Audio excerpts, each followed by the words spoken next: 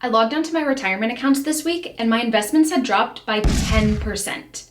Yikes. When the stock market is taking a nosedive and you're watching your investments drop by thousands of dollars, it can be really scary. I know that everyone always talks about this, but you don't really understand until you're going through it that you get a real visceral reaction in your body when you're watching your stocks plummet. It can be really tempting in times like these to just cut your losses, sell everything, and pull out all your money in hopes of preserving what's left. But if you do this, you're going to miss out on the upswing in the markets when they eventually do recover, which they will. So in today's video, I'm going to walk you through how to invest when the market is in a downturn and how you can stay mentally tough in the process.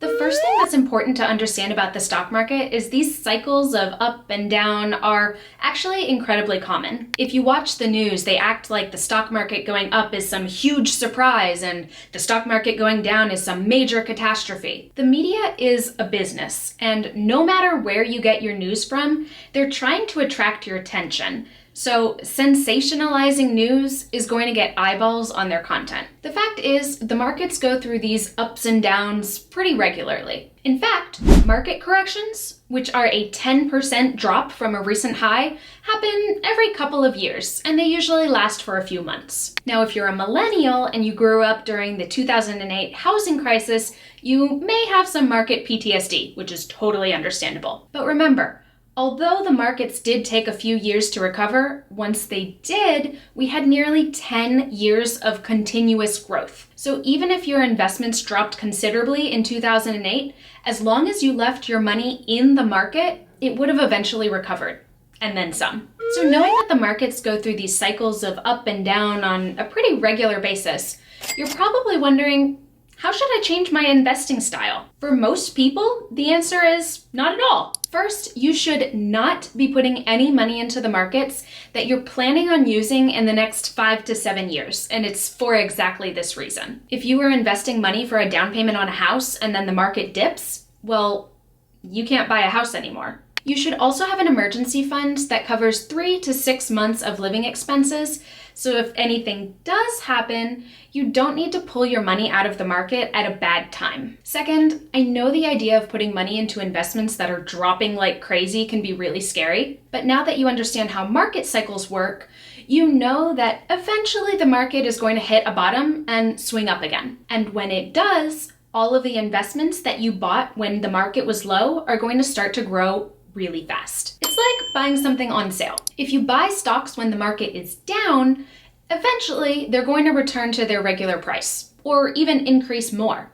And when they do, you reap the rewards. So the best all-around investing strategy for any market is called dollar cost averaging. The idea is that you invest a specific amount of money on a regular basis, regardless of what is happening in the market. So if the stocks are up, invest your money.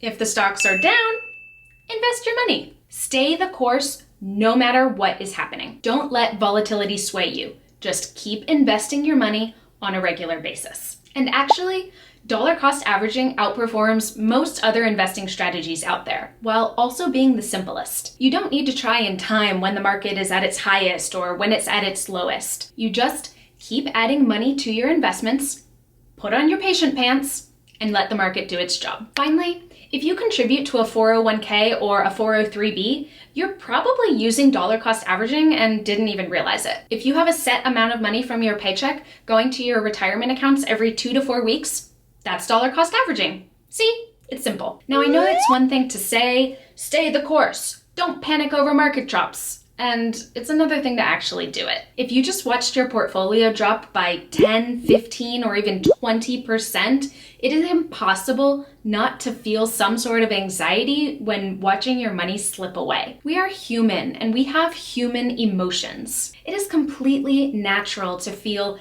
fear, uncertainty, anxiety, or nervousness over watching your investments drop. I feel them, and you probably do too. In times like these, remind yourself that market drops are normal. Highs and lows are part of the regular stock market cycle. And most importantly, you don't actually lose money until you sell. You may be seeing a lot of scary red numbers in your account, but you haven't actually lost any money until you sell those stocks and have the cash sitting in your account. Until then, your investments are kind of like a roller coaster. They're gonna go up, they're gonna go down, but as long as you stay on the ride, you'll make it to the finish. Now, despite everything I've just said, there is one time when you might need to panic, but that is only if you meet all three of these criteria. First, the market is dropping dramatically. Second, your portfolio is at least 70% stocks. And third, you are less than 10 years from retirement. The market dropping absolutely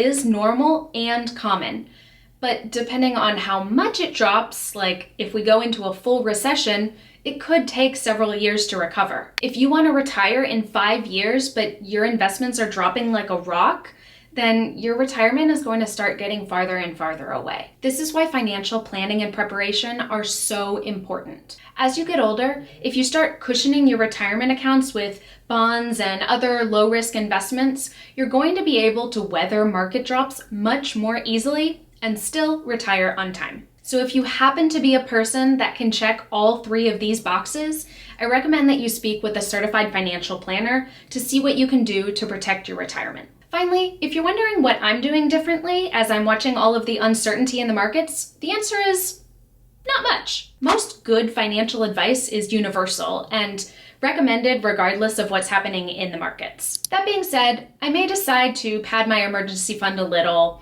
I may decide to reduce my discretionary spending a small amount, but I'm definitely not going to eliminate it. I'm also considering increasing my contributions to my retirement to pick up some extra stocks while they are on sale and the markets are low. Since I still have several decades until retirement, I can afford to watch my investments drop by a little or a lot because I know that once the markets do recover, my money is going to grow even faster and help me reach my financial goals quicker. What I am not doing is pulling my money out of the market entirely. That would be a huge mistake, and I would miss out on all of the growth that will happen when the market recovers. So if you're feeling nervous and uncertain about the markets, I'm there with you. But here's the good news. A good financial system is recession-proof because it provides you with safety, comfort, and the knowledge of knowing that your finances can weather any storm. If you liked this video, remember to give me a like and subscribe and come back every Wednesday for new money videos. See you then.